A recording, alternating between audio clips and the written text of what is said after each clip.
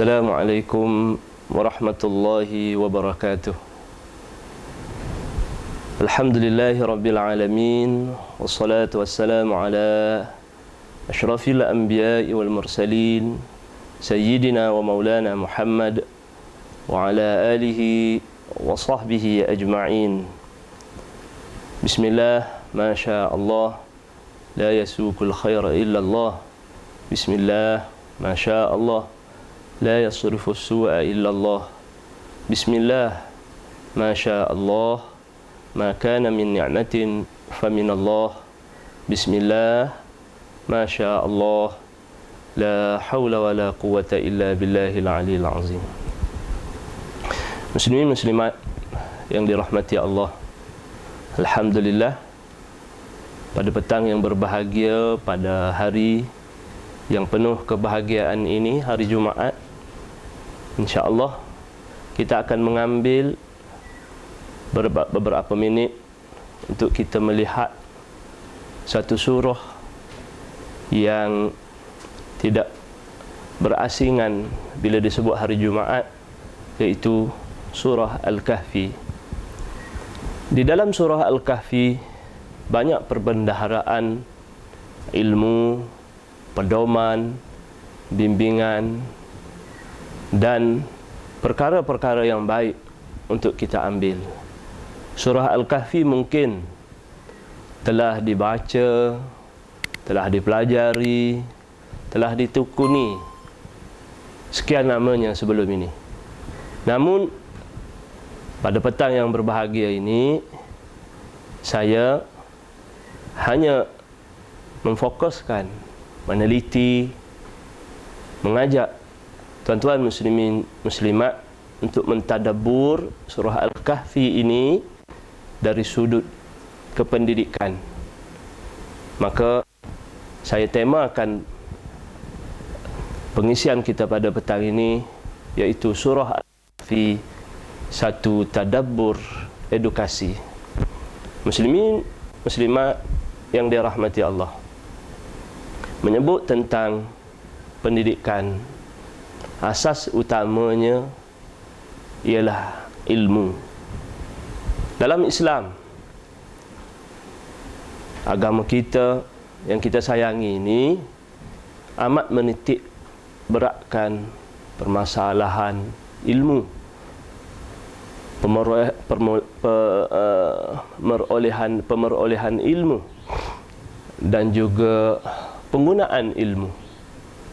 Berbicara tentang ilmu, kita perlu memperuntukkan masa yang besar, masa yang banyak, kerana dunia ilmu itu mengikut sebahagian ilmuwan, dunia yang tiada bertepi, dunia yang sukar untuk kita menemui noktahnya, jalan hujungnya. Namun dalam surah Al-Kahfi ini kita akan lihat pedoman-pedomannya, dasar-dasarnya yang boleh kita tadabburkan dan digunakan dalam kehidupan seharian kita. Di dalam Islam, para ilmuannya telah membahagikan ilmu dari pelbagai sudut. Ada yang membahagikan ilmu dari sudut hukumnya, ada yang membahagikan ilmu menurut kepenggunaannya. Apapun, kembali kepada ilmu. Ilmu itu berguna bagi kita orang Muslim, berguna untuk di dunia dan berguna untuk akhirat. Dengan sebab itulah agama kita mementingkan perihal ilmu. Baginda Rasulullah sallallahu alaihi wasallam dipetik pernah bersabda bahawa baginda bersabda, man arada dunya fa alaihi bil ilmi wa man arada al akhirata fa alaihi bil ilmi wa man aradahuma ma'an fa alaihi bil ilmi. Siapa yang berkehendak kepada kebahagiaan hidup di dunia mesti berilmu. Siapa yang mengkehendaki kebahagiaan yang abadi di akhirat mesti dia menuntut ilmu. Dan siapa yang mengkehendaki kedua-duanya, mudah-mudahan kita yang mengkehendaki kedua-duanya, bahagia di dunia dan bahagia di akhirat, semestinya kita mesti menuntut ilmu. Ulama Islam membahagikan ilmu dengan ilmu fardu ain, iaitu ilmu yang mesti dipelajari oleh setiap muslim. Dari sudut hukum, maka mesti kita belajar ilmu fiqh. Dari sudut i'tiqad, pegangan hati, mesti kita belajar ilmu tauhid. Dari sudut pembentukan akhlak, mesti kita mempelajari ilmu yang berkait dengan kerohanian, berkait dengan akhlak, iaitu ilmu ihsan, ataupun ilmu disebut sebagai ilmu tasawuf. Dari sudut yang lain, sebagai pelengkap kepada ilmu fardu ain, sebagai pelengkap kepada ilmu yang wajib, iaitu ilmu fardul kifayah, ilmu melengkapkan kehidupan. Di samping melengkapkan yang pertamanya tadi, ilmu fardu ain, ilmu fardu kifayah, mesti ada sebahagian daripada kita menekuninya dalam satu-satu bidang tersebut. Itu satu pembahagian yang sudah masyhur, sebagaimana ulama-ulama kita telah membahagikannya. Dari satu sudut yang mungkin kita di pengajian tinggi, di pusat pengajian tinggi ini pun jarang kita membahaskannya, yaitu ilmu yang disebut sebagai ilmu kasbi dan ilmu wahbi. Ilmu dari satu sudut, ilmu yang diusahakan, ilmu yang dipelajari. Tak ada ilmu yang tak boleh dipelajari. Semua ilmu mesti dipelajari, dan bila dipelajari akan berhasil.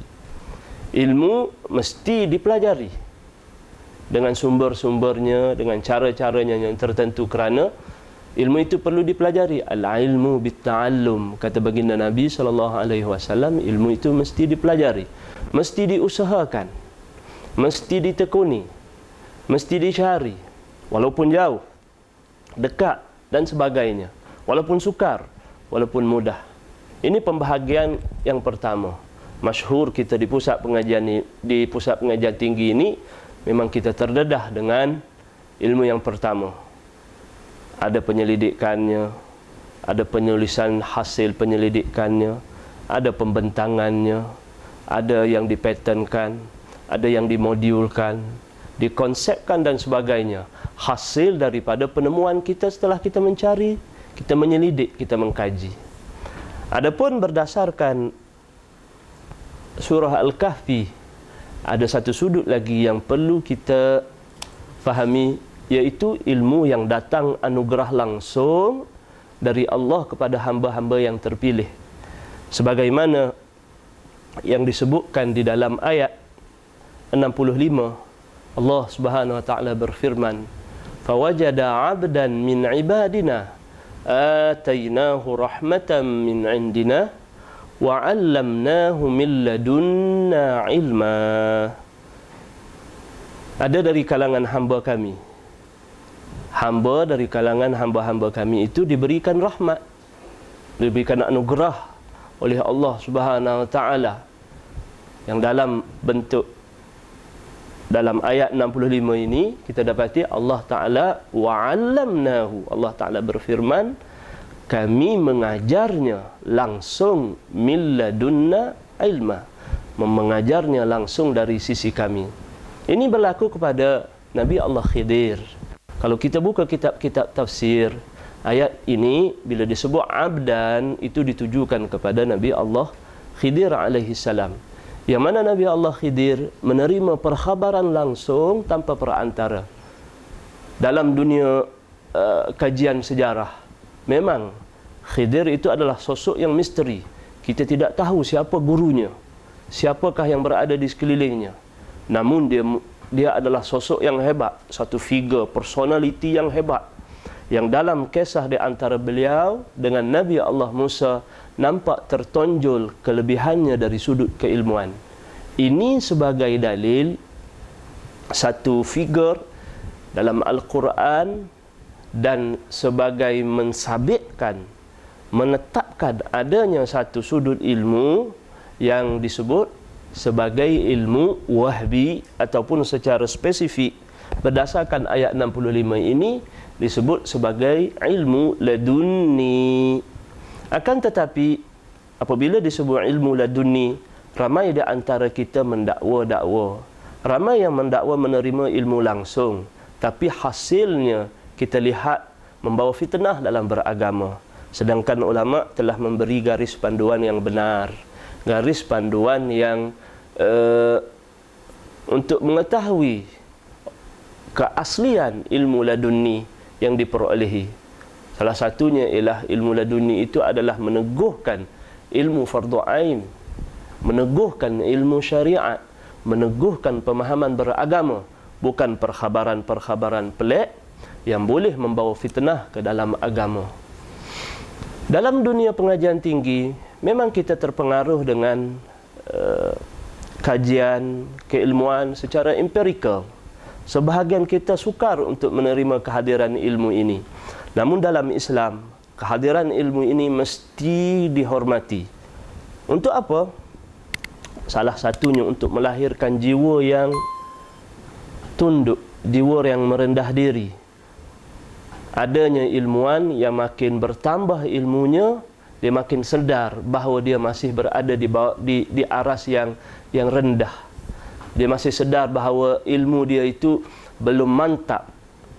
Kerana mungkin sebahagian kita bila sudah ada satu tahap ilmu yang tinggi, sudah memperoleh PhD, sebahagian kita ada 2 PhD dengan kajiannya, dengan penulisannya, sudah rasa hebat bila berada di satu level.